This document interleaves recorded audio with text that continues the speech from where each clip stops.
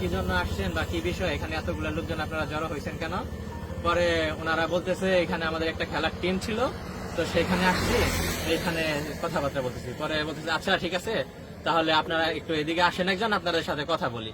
এই কথা বলার সাথে সাথে কয়, আমাকে ধরবেন কেন, আমাকে ধরবেন কেন, এই কথা বলে পেছনে যারা ওরা অনেক লোক ছিল, পেছনে প্রায় 50+ ছিল লোক। ওরা তারপরে একবারে ঝড়া ভাবে আইসা যে যার মতো কুল ঘুষি বাঁশ দিয়া ছাড়া আমাদের মানে উল্টা পাল্টা বাড়ি আমাদের এই যে মাথার মধ্যে বাড়িছে, বাঁশ দিয়া পেছনে পিঠ ফাটায় ফেলছে, এর এই যে এর মাথা ফাটাই ফেলছে, এর হাতে বাড়ি দিয়ে ফাটাই ফেলছে পা।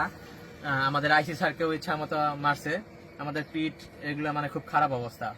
ঠিক আছে, এই হলো এখানকার অবস্থা। মানে আমাদের গাড়ি, পুলিশের যে গাড়ি আছে, গাড়িটাও ভাঙচুর করছে, পুরাই ফেলছে। তারপর আমরা ওখান থেকে কোন রকম বেঁচে চলে আসি। আমাদের ইট পেটকেল দিয়ে এগুলো দেয়, তারপরে বাড়ি দিয়ে এগুলো স্যার এগুলো দিয়ে আঘাত করছে।